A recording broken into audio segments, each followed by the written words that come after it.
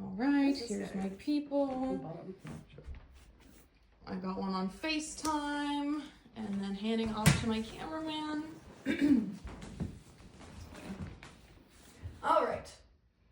So, when you think of Henry VIII, you probably don't think of this strapping young lad. You probably think of him in his more, next slide please, in his more corpulent and older era. Many people think of Henry VIII as sort of this like tyrannical and sort of like insane king who was like lining up wives and chopping their heads off every time they failed to give him a son. So there are a lot of, there are some truths to some of these myths, but there are a lot of sort of exaggerations and disparaging accounts about him as well. So the point of this speech, tonight is basically to clear up some of the information about him.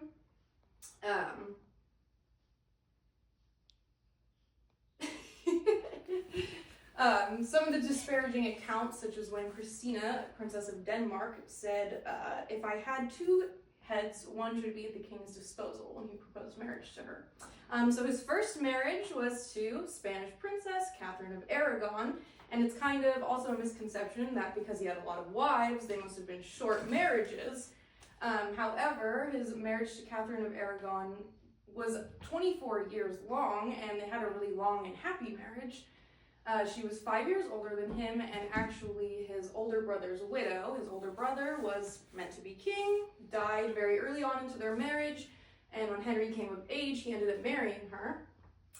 It's also kind of a misconception that he was forced to marry her as a political marriage. It was a political marriage because she was the Princess of Spain, but he actually had his choice of who he married, and he chose to marry her anyways because they just liked each other.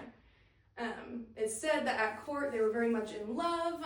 They had very different personalities, but that the opposite sort of attract kind of deal with them. She unfortunately was only able to have one child that lived to adulthood, her daughter Mary, who would later become known as Bloody Mary, but it's kind of a different story. And she was the first Queen of England, actually. Unfortunately for Catherine, Henry was also quite the ladies' man at court, and he had many mistresses, which sort of led him to his second wife. She is probably the most famous of his wives because of their sort of torrid love affair and then the tragic demise that happened. Anne Boleyn was one of his mistresses, but she was sort of different in that she refused to engage in any physical intimacy with him unless she was married. And all of his other mistresses obviously were the more typical kind.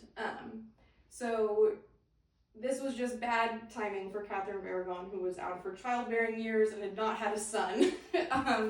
He was really eager to marry Anne, not only to get an heir, but because he was very much in love with her. It didn't really have that much to do with just getting a son as soon as possible, but it was becoming more urgent for him. So he wanted to divorce Catherine. Unfortunately, as we know, England was a Catholic country at the time. And unfortunately for Henry, the Pope was Catherine of Aragon's uncle.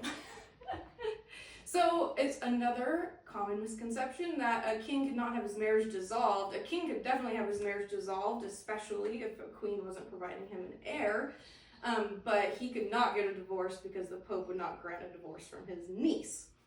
This led to what is known as the Reformation, when England became a Protestant country. He basically left the Holy Roman Empire and said, the king actually has more power than the Pope. I'm going to divorce Catherine and marry Anne. And unfortunately, that didn't really work out for Anne. It only took a couple of years for Henry to lose good opinion of her. Anne was not very well liked at court because she led to the entire country changing religions and their beloved queen being cast to a nunnery, essentially. So that led to a lot of rumors about her committing adultery, most of which, according to historian Amy Lodes, were unfounded. They've never been proven that she actually cheated on Henry. Unfortunately, she also only had a daughter and then had a miscarriage, and Henry was eager to get rid of her. He began an affair with his third wife, Jane Seymour, who, lucky for Jane, gave him his only son, Edward, who would go on to become king. Jane, there isn't really much to say here. She really only lived long enough to get pregnant, give birth. Because of this, her opinion at court and in Henry's life stayed great in her death. She never had time to fall out of favor with him. As you can see by this really lovely family image that was made post-death, he considered her like his true love, mostly just because she didn't live very long.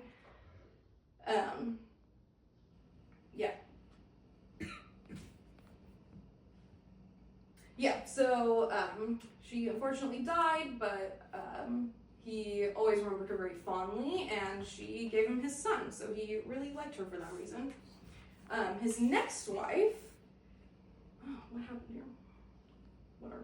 His next wife, Anne of Cleves, is probably one of the more interesting wives because she got out probably the luckiest in this situation.